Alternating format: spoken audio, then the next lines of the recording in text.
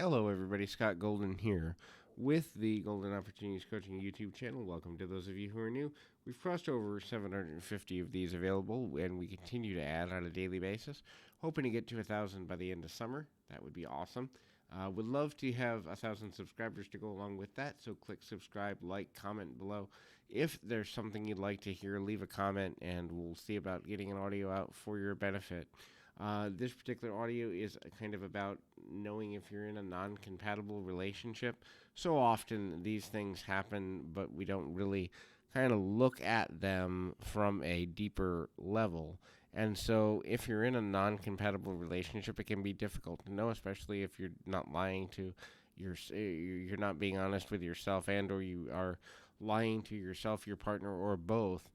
If that's something that you feel you're doing and or you're in something that isn't compatible with where you want to go in your life, reaching out for coaching can be extremely helpful. I've worked with over 15,000 people now, closing in on 16,000, and over the last 14 years, and certainly do a lot of work with this. And you can be non-compatible in both romantic, platonic, and family relationships. So all relationships apply to a lot of what is said here.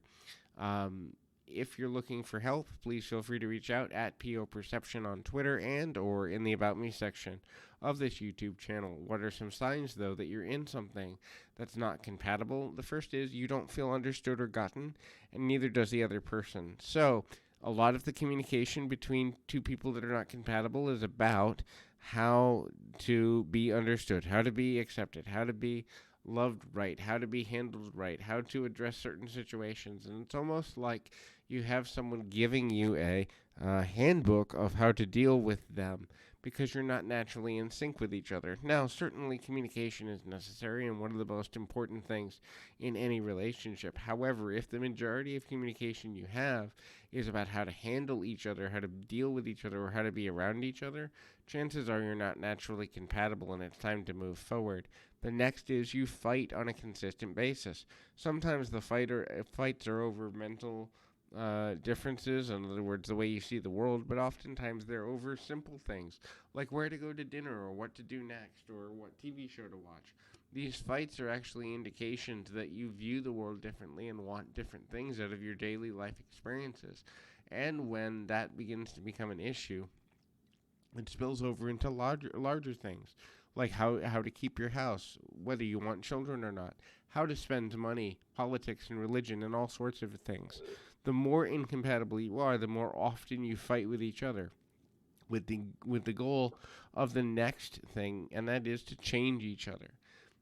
When people are not compatible, they spend the majority of their relationship trying to change the other person's perceptions, actions, behaviors, or beliefs. And so, while it's certainly a good idea, if something is truly important in a relationship, to express, hey, I really wish you'd look at this again, or at least be more tolerant of how I am with this thing.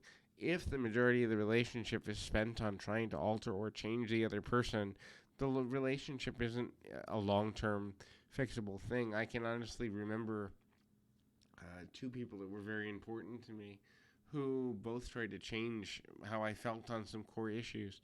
And I tried to do the same to them. And I look back at both of those relationships and honestly think of the months and years that I wasted behind that bad behavior. We all are capable of doing it. And oftentimes, when we truly believe we're right about something, we actually don't even see that we're behaving in a way where we're actually trying to change the other person. And we also may not see that they're trying to change us at the exact same time. So what we end up in is a gridlock where nothing ever changes on either side. The next is accepting that you're different. Someone might be a night owl, the next person might be a day person. Someone might be really into fitness, and the other person might be really into junk food. Someone might be into video games, the other person's into outside. The more opposite your interests are and points of reference are, the easier it becomes to realize you're not compatible. And so that incompatibility isn't anybody's fault. It's also not something that people expect when they enter a relationship. Attraction makes us think that we can tolerate virtually anything, and oftentimes we find out after a few weeks, a few months, or at worst a few years that, hey, I'm not really compatible with where you're going, and I'm not sure that I want to continue that level of sacrifice for something that is causing me to lose myself. The next is the avoiding of conflict. While fighting on a daily basis isn't a good idea, sweeping things under the rug that have to do with conflict as it relates to the expression and or unfolding of a relationship is not particularly helpful either. Finding a way to rightly express how a person feels and then come to resolution is the best and most healthy way to handle things. But people that are not compatible but want to remain connected with each other will often avoid the conversations and then the consequences of those conversations for as long as they possibly can. The next thing is isolation. Isolation from each other or isolation from other people. Both sides of isolation can be a problem. Isolation from each other means that you only spend the bare minimum amount of time together, thereby thinking that if you spend less time together, you'll get less annoyed with a person. And then the other form of isolation, which is isolation of indoctrination, which is if you only spend time with the other person, it's more likely that they will change their viewpoints, opinions, or beliefs about things that are different, so that the relationship becomes more amenable on one side.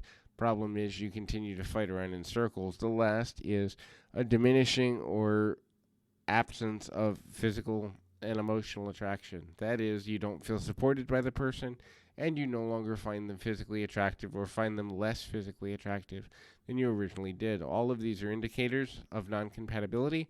It's no one's fault when this happens, but it's better to address it and get out into the world and find someone with whom you are compatible. So keep your feet on the ground, your mind in the moment. Until next time, everybody.